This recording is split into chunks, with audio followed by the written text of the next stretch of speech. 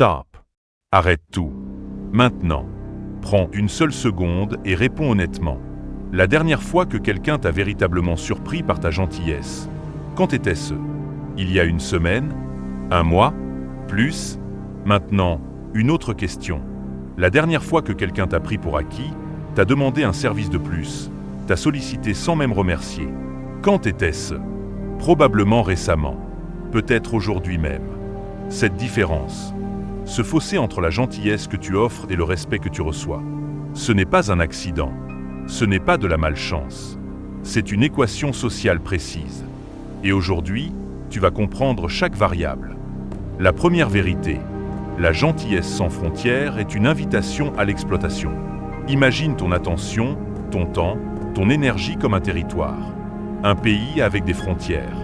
Quand tu es trop gentil, qu'est-ce que tu fais? Tu ouvres toutes tes frontières. Tu retires tes gardes. Tu invites tout le monde à entrer, à prendre, à consommer. Et qu'arrive-t-il à un pays sans frontières? Il se fait envahir. Non par méchanceté, mais par simple loi de la nature. Le vide appelle la occupation. La disponibilité totale appelle l'exploitation. Quand tu dis oui à tout, tu enseignes aux autres que ton non n'existe pas. Tu programmes leur cerveau à attendre toujours plus de toi. Tu deviens une ressource, pas une personne. Et voici le pire. Plus tu donnes gratuitement, moins ce que tu donnes a de valeur. C'est la loi fondamentale de l'économie sociale. La rareté crée la valeur. L'abondance crée le mépris. Le système de détection inconscient que tu actives chez les autres. Les humains ont un radar. Un système de détection archaïque, hérité de millénaires de survie en groupe. Ce radar scannait en permanence une chose, où sont les limites? Quand tu es trop gentil, voici ce que ton comportement communique à ce radar. Je n'ai pas de limite claire, égale. Je ne suis pas sûr de ma valeur. Je cherche ton approbation, égale. Je suis en position inférieure. Mon temps est illimité, égal. Mes priorités ne sont pas importantes. Chacun de ces signaux est interprété inconsciemment comme une position de faiblesse. Et le cerveau tribal répond toujours de la même manière à la faiblesse. Soit on la protège, si on a un lien émotionnel fort. Soit on l'exploite, dans 90% des interactions sociales neutres. Regarde autour de toi. L'employé qui reste tard chaque soir, par gentillesse. L'ami qui écoute toujours mais n'est jamais écouté. Le partenaire qui s'adapte constamment sans jamais exprimer ses besoins. Où est leur respect? Où est leur autorité? Ils ont été catalogués, disponibles. Faible frontière. Priorité faible. L'expérience qui va changer ta perception. Je veux que tu fasses quelque chose maintenant. Prends les 3 dernières personnes qui t'ont demandé un service, une faveur, ton temps. Pour chacune, pose-toi ces questions. La dernière fois que j'ai dit non à cette personne, comment a-t-elle réagi? Quand j'ai dit oui, quelle était la qualité de sa gratitude? Combien de temps s'est écoulé avant la prochaine demande? Si tes réponses sont « Je ne me souviens pas avoir dit non », une gratitude rapide, superficielle, très peu de temps, alors tu as la confirmation. Tu n'es pas dans une relation d'échange. Tu es dans un système d'extraction. Et chaque « oui » de plus renforce ce système.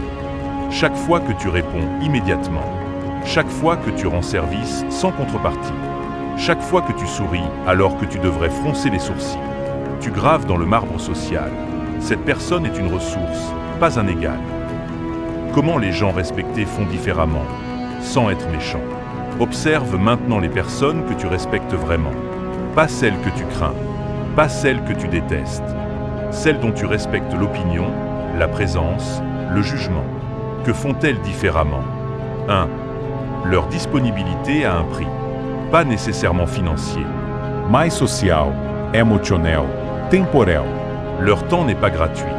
Leur attention n'est pas illimitée. Et ils le communiquent sans avoir à le dire. 2. Leurs noms sont propres. Ils refusent avec clarté, sans agressivité, sans justification excessive. Non, je ne peux pas. Ça ne fonctionne pas pour moi cette fois. Il faut que je dise non. Le refus est une phrase complète.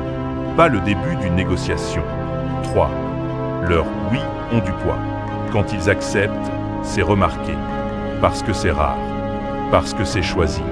Parce que leur oui signifie « J'ai évalué et j'ai choisi de t'accorder cette ressource précieuse qu'est mon attention. Leur gentillesse n'est pas un réflexe, c'est une décision. Et cette différence change tout. Le programme de transformation en 4 phases. Phase 1, l'observation silencieuse, 7 jours. Pendant une semaine, tu ne changes rien. Tu observes. 2 notes. Combien de fois par jour on te demande quelque chose? Combien de fois tu dis oui par réflexe? Les sensations physiques quand tu dis oui, alors que tu veux dire non. Les réactions des autres quand tu prends 5 secondes avant de répondre. Pas d'action, juste de la conscience. Phase 2, le délai systématique, 14 jours. Maintenant, tu changes une seule chose. Ta réponse par défaut devient « Je dois vérifier quelque chose, je te redis ça dans temps précis. » Même si tu sais que tu vas dire oui. Même pour des choses simples. Tu réintroduis un élément crucial, l'incertitude. Tu brises le pattern, demande réponse immédiate. Tu installes, demande délai réponse. Ce délai fait plusieurs choses. Il te donne le temps de décider vrai. Il enseigne aux autres que ta réponse n'est pas automatique.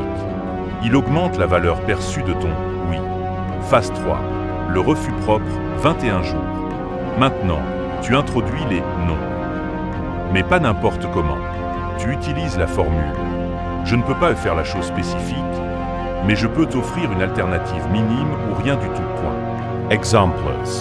Je ne peux pas relire ton dossier de 50 pages, mais je peux jeter un coup d'œil à ta conclusion. Je ne peux pas t'aider à déménager samedi, mais je peux te prêter des cartons. L'alternative n'est pas obligatoire, mais elle t'aide à passer le cap. Elle montre que ton refus n'est pas un rejet de la personne. C'est une protection de tes limites. Phase 4. La reconstruction de ton image, 30 jours et au-delà. Maintenant, tu es prêt pour la phase finale. Tu ne réagis plus seulement. Tu agis en premier. Tu deviens celui qui offre son aide avant qu'on la demande, choix stratégique. Fixe les termes de son engagement, je peux t'aider de 14h à 16h. A des priorités claires et les communique, en ce moment, je me concentre sur X. Tu passes de celui qui répond aux demandes à celui qui alloue stratégiquement ses ressources. Les résultats attendus et les obstacles. Dans les 30 premiers jours, voici ce qui va probablement arriver. Les réactions négatives, temporaires. Certains vont te tester plus fort. Tu es sûr? C'est vraiment important. Certains vont manifester leur déception, silence, reproche passif. Certains vont cesser de te solliciter, et c'est parfois une bonne chose. Les transformations positives. Tu vas gagner 2 à 3 heures par semaine, temps précédemment gaspillé. Ta qualité de sommeil va s'améliorer, moins de ressentiments accumulés. Tu vas attirer des relations plus équilibrées, les parasites partent, les partenaires restent. Ton estime de soi va monter en flèche. Chaque nom propre est un acte d'amour-propre. Le changement le plus profond, tu vas cesser de ressentir cette sourde colère envers les autres. Parce que tu comprendras enfin, ce n'était jamais de leur faute. C'était de la tienne. Tu leur as appris à te traiter ainsi. Et maintenant, tu leur réapprends.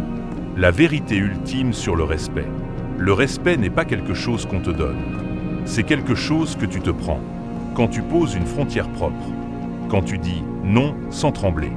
Quand tu choisis ou investir ton énergie précieuse. Tu ne demandes pas aux autres de te respecter. Tu leur montres comment te traiter. Tu leur enseignes ta valeur en la traitant toi-même avec valeur.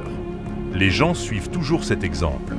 Consciemment ou non, être gentil n'est pas le problème. Être gentil PAR défaut est le problème. Être gentil PAR choix est le pouvoir.